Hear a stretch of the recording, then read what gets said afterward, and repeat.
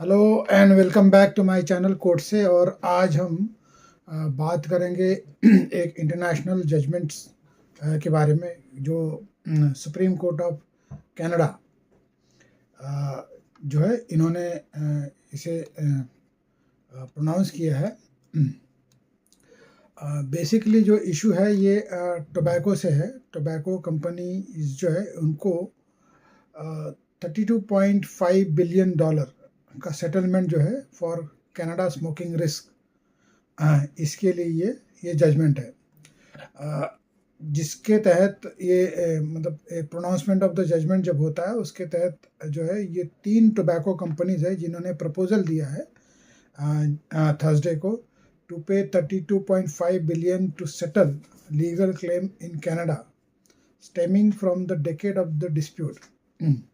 और ये अभी फर्दर नेगोशिएशन और कोर्ट अप्रूवल के लिए पेंडिंग है। मीडिएटर भी इसमें अपॉइंट हो चुका है, appointed by the Ontario Supreme Court justice to coordinate the tobacco related claims and facilitate the negotiation. अब ये जो सेटलमेंट अरेंजमेंट है, ये जो already propose settlement arrangement file हो चुका है, under the proposal 24.8 billion would go to the province and territories and 2.5 billion to other Canadians and 1 billion to the foundation for people not receiving direct payment. The Canadian Cancer Society criticized the proposed settlement for lacking public health measures such as substantial long-term funding for tobacco control, a policy measure to control the tobacco industry. अब ये basic premise है और जो criticism है जो Canadian cancer society की तरफ से इस प्रपोज सेटलमेंट के लिए लिया गया है। ये जो लॉ सूट फाइल होता है 1998 में फाइल होता है। बेसिकली उस वक्त जब फाइल हुआ था तो $20 बिलियन का डैमेजेस मांगा था क्यूबिक रेसिडेंट जो थ्रोट कैंसर से सफ़र हो रहे थे और एम्फेसेमिया जो है वो एक बीमारी से सफ़र हो रहे थे। 2019 में क्यूबेक कोर्ट ऑफ अपील जो है उन्होंने ऑर्डर किया द डिफेंडेंट कंपनीज, जो भी कंपनीज को डिफेंडेंट बनाया गया था इन्होंने जिस क्लास एक्शन शूट में जो 1998 में फाइल हुआ था, तो क्यूबेक कोर्ट ऑफ अपील जो है उन्होंने ऑर्डर किया डिफेंडेंट कंपनी को टू पे 6.8 बिलियन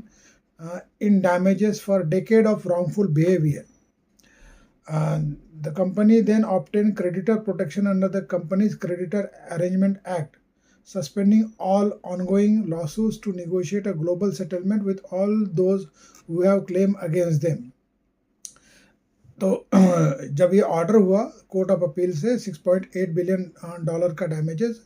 तो वहाँ पे एक प्रोविज़न होता है कंपनीज क्रेडिटर अरेंजमेंट एक्ट, जिसके तहत जो डिफेंडेंट है उन्होंने ये प्रोटेक्शन लिया, जिसके तहत जो भी ऑनगोइंग लॉ सूट्स है उसको सस्पेंड किया गया to negotiate the global settlement जिन्होंने क्लेम फाइल किया है। बेसिकली लॉ सूट जो फाइल हुआ था target the Canadian subsidiaries of British American Tobacco, Philip Morris International and Japan Tobacco International, known respectively as Imperial Tobacco Canada Limited, Rothmans, Benson and Hedges Incorporation and JTC McDonald Corporation.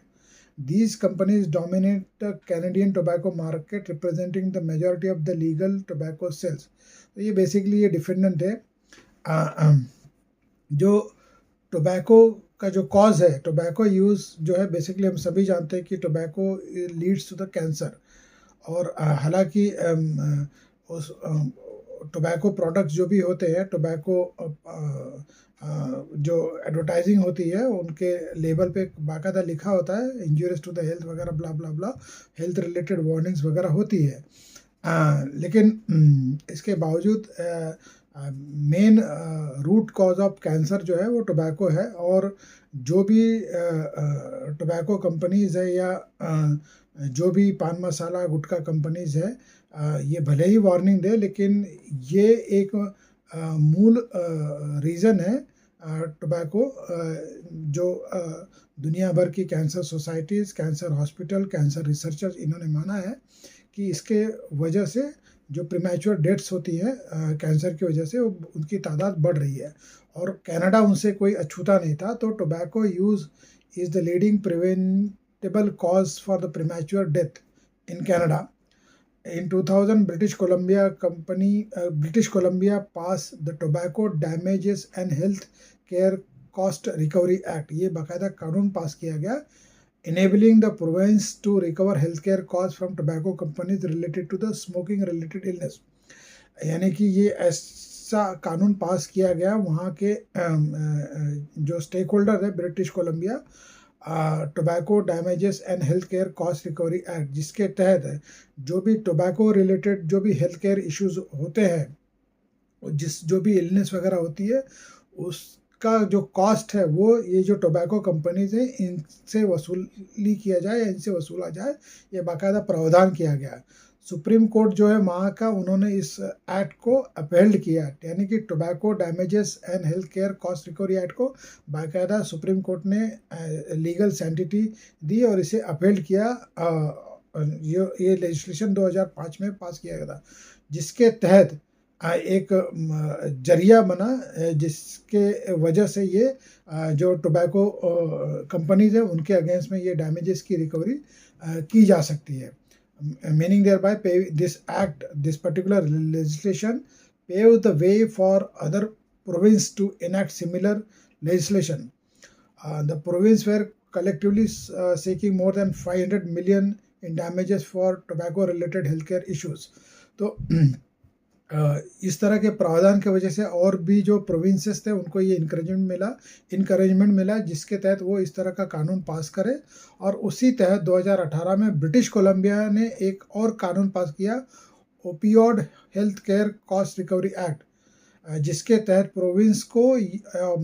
Manufacturer, distributor और consultant को बाकायदा सू किया जा सकता था for health care cost related to opioid misuse. तो section 11 जो है opioid health care cost recovery act का allows the government to represent other provinces in class action lawsuit. The constitutionality of this multi-crown litigation provision was argued before the Supreme Court of Canada earlier this year with a judgment pending. लेकिन ये जहाँ तक कि opioid health care cost recovery act है, इसकी जो constitutional validity है ये अपने आप में चैलेंज है सुप्रीम कोर्ट ऑफ कनाडा में जो पेंडिंग है। लेकिन इसके बीच में ये जो है जो लॉ सूट जो है क्लास एक्शन सूट जो 1918 में से चल रहा था, जो कि वहाँ के जो कंपनीज है, जैसे मैंने बताया कि वो कंपनीज का नाम है British American Tobacco, Philip Morris International, Japan Tobacco International, जो कि Imperial Tobacco Canada Limited, Rothmans, Benson and Hedges, ये जो कंपनियां हैं, जेटी मैकडोनाल्ड, ये जो कंपनियां जो कनाडा की टोबैको मार्केट को डोमिनेट करती हैं, इनके खिलाफ ये जो लॉ सूट लाया गया था, जो क्लास एक्शन सूट था $20 बिलियन का। जो वहाँ पे एक जगह है क्यूबेक, जहाँ के रेसिडेंट ने जिन्हें एक मतलब थ्रोट कैंसर हुआ था वो और या इम्फिसेमा करके उनको डिसीज हो रहा था जो कैंसर के स्मोकिंग की वजह से हो रहा था। तो इसके तहत ये जो $20 बिलियन का जो क्लास एक्शन सूट फाइल किया था, ultimately Quebec court of appeal ने इसे जो है डिफेंडेंट कंपनीज जो है जो ये लॉ सूट क्यूबेक रेसिडेंट ने फाइल किया था इन कंपनीज के अगेंस्ट में, उन्हें $6.8 बिलियन की डैमेजेस जो है पूरे जो डेकेड के रॉन्गफुल बिहेवियर की वजह से उन्हें देना चाहिए, इस तरह का ऑर्डर पास किया। उसके बाद में इन्होंने ये जो कंपनीज है जिनके अगेंस्ट में ये क्लास एक्शन सूट का डैमेजेस अवार्ड किया गया है, उन कंपनी ने वहाँ पे कंपनीज क्रेडिटर अरेंजमेंट एक्ट जिसके तहत अपना मामला लिया और उसके अंदर एक प्रोटेक्शन लिया, सस्पेंशन लिया जो भी लॉ सूट्स पेंडिंग होते हैं। जैसे कि यहाँ पे पहले जो होता था लिटिगेशन होता था रिकवरी, तो कंपनीज के अगेंस्ट में तो वो चली जाती थी अपना BIFR में, तो वहाँ पे अपने आप में साइनाइड सस्पेंशन हो जाता था जो भी लिटिगेशन का। आज की तारीख में NCLT में जब प्रोसीडिंग जाती है IBC की, तो RP अपॉइंटमेंट होने के बाद में जो मोरेटोरियम ग्रांट होता है तो सिविल रिकवरी सूट का जो सस्पेंशन हो जाता है, उसी तहत ये मैं आइडेंटिकल एट पार नहीं बोलूँगा, लेकिन कंपनीज क्रेडिटर अरेंजमेंट एक्ट एक प्रोविजन है जिसके अंदर एक वर्केबल निगोशिएबल सेटलमेंट के लिए कंपनीज जो है जिनके खिलाफ ये क्लास एक्शन डैमेजेस अवार्ड किया जाता है वो अप्रोच कर सकती है to negotiate to settle the claim, और उसी तहत ये सेटलमेंट अल्टीमेटली अराइव किया गया है जो कि $32.5 बिलियन का है। अब ये जो है फर्दर नेगोशिएशन के लिए पेंडिंग है, जिसमें मीडिएटर अपॉइंट किया गया है सुप्रीम कोर्ट ओंटारियो के तहत, और वो कोऑर्डिनेट करेंगे जो भी क्लेम्स हैं इसके बारे में, और जो भी प्रपोजल होगा अरेंजमेंट का उसके ऊपर अपना फाइनल स्टैम्प लगाने के लिए, यानी कि उसको कंक्लूड करने के लिए। ये इम्पोर्टेंट जजमेंट है मेरे हिसाब से। इस तरह का कानून इंडिया में भी होना चाहिए, जिसके तहत ये जो जितनी भी टोबैको कंपनीज है, जितने भी जो टोबैको बाय प्रोडक्ट को यूज़ करके जो प्रोडक्ट बनाती है और जिससे ये कैंसर वगैरह होता है, जिसके यूज़ की वजह से कैंसर वगैरह होता है, तो इस तरह का अगर कानून गवर्नमेंट भी बनाए, गवर्नमेंट ऑफ इंडिया, जिसके तहत जो टोबैको कंपनीज है, मैन्युफैक्चरर, डिस्ट्रीब्यूटर या टोबैको प्रोडक्ट को यूज़ करके जो अल्टीमेट प्रोडक्ट बनाते हैं उनके मैन्युफैक्चरर, डिस्ट्रीब्यूटर, तो इनके खिलाफ कोई क्लास एक्शन सूट इस तरह का लाया जा सके, जिसके तहत ये जो भी यूज़र है जो टोबैको का सेवन करते हैं, अगर उनको कोई इस तरह की बीमारी होती है जो डेंजरस टू द लाइफ होती है, मतलब हेल्थ के एस्पेक्ट के हिसाब से एक लाइफ थ्रेटनिंग होती है, तो वो जो भी इस तरह का लाइफ थ्रेटनिंग डिसीज़ इसके सेवन की वजह से होता है, यानी कि टोबैको के सेवन की वजह से होता है हिंदुस्तान में भी, तो इस तरह का कानून जो opioid health care cost recovery act है, या फिर ये कहूँ कि tobacco damages and health care cost recovery act है, इसी के तहत यानी ऐसा ही सेम एक कानून हिंदुस्तान में भी होना चाहिए, जिसकी वजह से रिकवरीज जो है ये टोबैको कंपनीज के खिलाफ की जा सके। तो ये इम्पोर्टेंट जजमेंट है, कनाडा से है, हाल ही में 18 अक्टूबर को ये प्रोनाउंस किया, काफ़ी डिस्कशन में है इंटरनेशनल लीगल डोमेन में, तो मैंने सोचा कि इसके ऊपर आप सभी को कोई जानकारी दूं, इस लिहाज से मैंने ये वीडियो बनाया। उम्मीद है आपको ये वीडियो पसंद आया हो। आगे फिर मैं आपसे जुड़ूंगा ऐसे ही किसी दिलचस्प कानूनी मसले को लेकर। तब तक के लिए आप सभी से मैं विदा चाहूँगा और साइन अप करूँगा, और इस रिक्वेस्ट के साथ कि आप मुझसे जुड़े रहोगे, उम्मीद है आप जुड़े रहोगे, और जाते जाते आप सभी को वीकेंड की शुभकामनाएं। Enjoy the weekend, have a nice day, thank you very much.